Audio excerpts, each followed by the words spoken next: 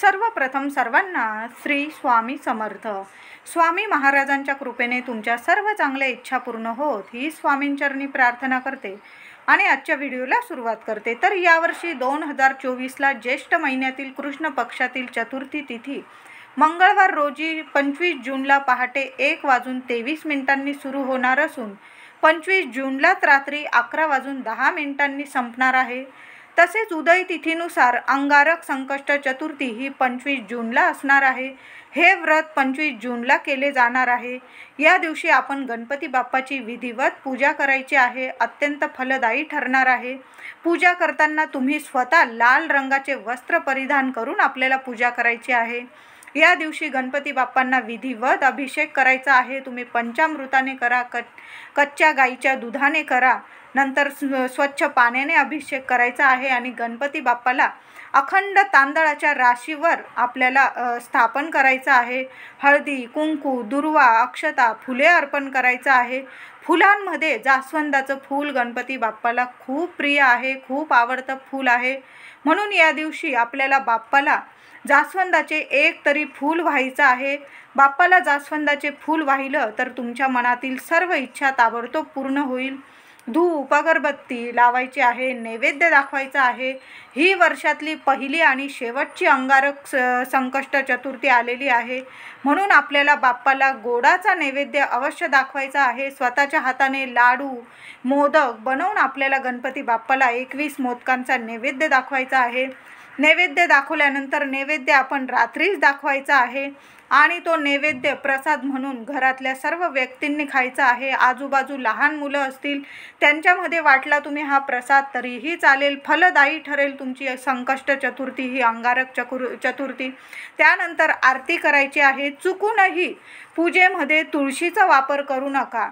अंगारक चतुर्थीचे व्रत केले तर वर्षभरातील सर्व चतुर्थीचे व्रत केल्याचे फळ आपल्याला मिळत असते. आपण नैवेद्य दाखवतो तेव्हा आपण त्यावर तुळशीचं पान ठेवतो, पण तो नैवेद्य दाखवताना आपण श्री हरी विष्णूंच्या प्रसादावर वगैरे तुळशीचं पान ठेवतो. पण चुकूनही अंगारक संकष्ट चतुर्थीला आपण दुर्वा ठेवूनच नैवेद्य दाखवायचा आहे. चुकूनही या दिवशी तुळशीचा वापर करू नका. आपण प्रत्येकानेच अंगारकीचा उपवास नक्कीच धरलेला असेल तर हा अंगारक संकष्ट चतुर्थीचा उपवास सोडण्यापूर्वी भगवान श्री गणेशांना प्रसन्न करण्यासाठी एका मंत्राचा जप केवळ एक वेळा आपण नक्की करा. हा मंत्र म्हटल्यास आपल्याला सर्व चतुर्थींचं 21 चतुर्थींचं पुण्य फळ प्राप्त होईल. भगवान श्री गणेश प्रसन्न होतात. अनेक जण एखाद्याच्या सांगण्यावरून किंवा स्वतःच्या मनाने संपूर्ण दिवसभर अखंड उपवास धरतात आणि दुसऱ्या दिवशी उपवास सोडला जातं. तर मुळातच गणपती बाप्पांना भूक अनावर होत असल्याने त्यांना भूक कधी सहन होत नाही. म्हणून त्यांचे भक्तगण उपाशी पोटी झोपावेत हे त्यांना कदापि आवडणार नाही. म्हणून गणपती बाप्पांच्या आदेशानुसार आपण चतुर्थीला चंद्रदर्शन करावं, चंद्राकडं पाहावं, अर्घ्य द्यावं.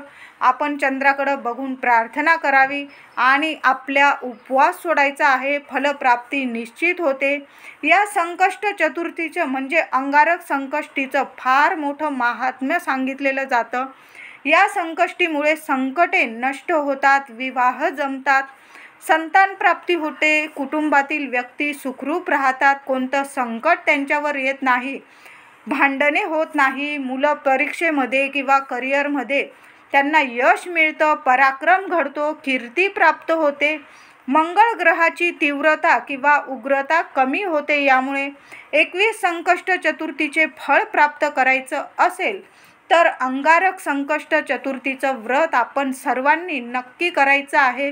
वर्षातून ही पहिली आणि शेवटची अंगारक संकष्ट चतुर्थी आलेली आहे. सर्वांनी हे व्रत करायचं आहे. तुम्हाला जर पहिल्यांदा संकष्ट चतुर्थीचं व्रत सुरू करायचं असेल पहिल्यांदाच तर या अंगारक योगावर नक्की सुरू करा. किंवा अन्यथा आपल्याला अधीमधी संकष्ट चतुर्थीचं व्रत सुरू करता येत नाही आणि या वर्षातील पहिली आणि शेवटची अंगारक संकष्ट चतुर्थी आलेली आहे. तुम्हाला जर या वर्षात संकष्ट चतुर्थीचं व्रत सुरू करायचं असेल तरी उद्या म्हणजे 25 जून रोजीच तुम्हाला अंगारक योगावर संकष्ट चतुर्थीचं व्रत सुरू करता येईल. अन्यथा असं अधीमधी आपल्याला व्रत सुरू करता करता येत नाही, तुम्हाला आयुष्यभरासाठी कायमस्वरूपी संकष्ट चतुर्थीचं व्रत करायचं असेल तर याच दिवसापासून तुम्हाला सुरू करायचं आहे. आता उद्या अंगारक संकष्ट चतुर्थीचा उपवास सोडण्यापूर्वी हा एक मंत्र आपल्याला म्हणायचा आहे. यामुळे आपल्याला 21 संकष्ट चतुर्थीचे व्रत केल्याचे फळ मिळणार आहे. हा एक मंत्र हा गणेश अंगारकी श्लोक मंत्र आहे. तो उपवास सोडण्यापूर्वी नक्की म्हणा किंवा नक्की श्रवण तरी अवश्य करा, ऐकायचा तरी नक्की आहे. यामुळे पुण्य फळ प्राप्त होणार आहे. तुम्हाला मंत्र सांगत आहे पुढील प्रमाणे.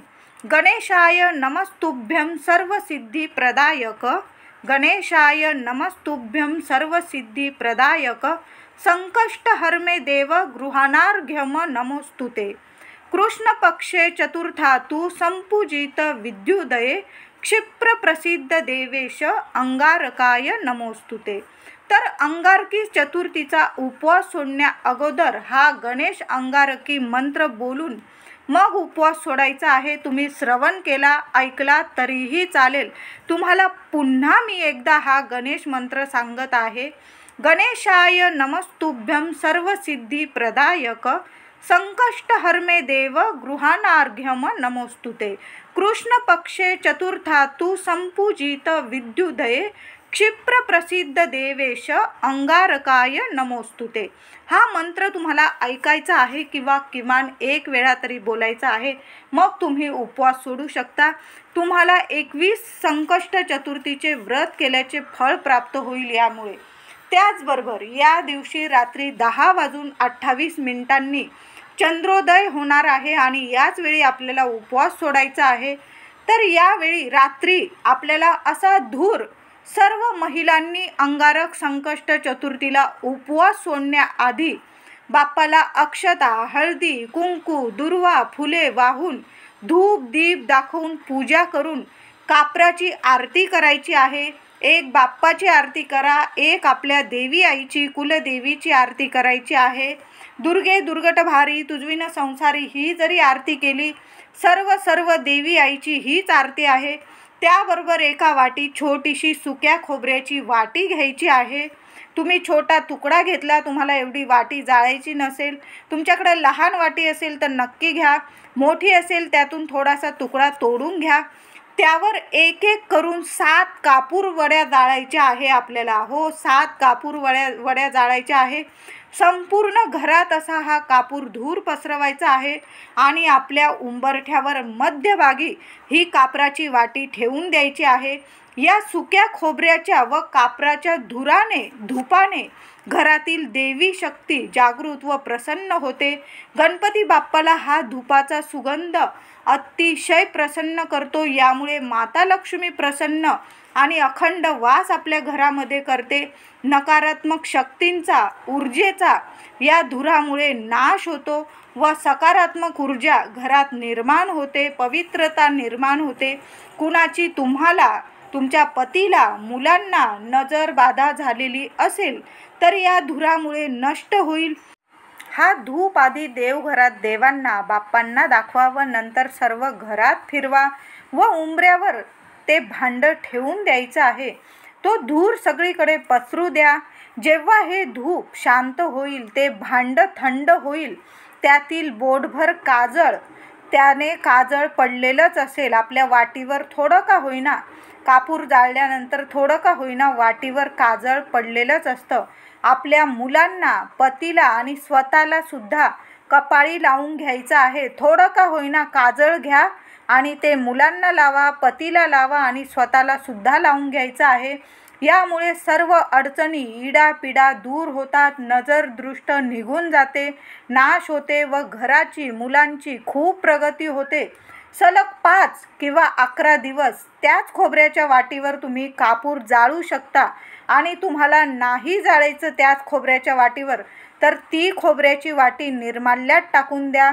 तुम्ही जळालेलं खोबरं एखाद्या झाडाजवळ जरी टाकून दिलं, कुणीही चिमणं, पाखरं, कमुंग्या वगैरे खाऊन जाईल आणि तुमच्या घरातील इडापिडा कायमची दूर होईल. प्रत्येक संकष्ट चतुर्थीला अशाच पद्धतीने आपल्या घरात धूर करत जा. गणपती बाप्पा अतिशय प्रसन्न होईल. व्हिडिओ आवडला असेल लाईक करून शेअर करा, चॅनलला कृपया सबस्क्राईब करा. धन्यवाद.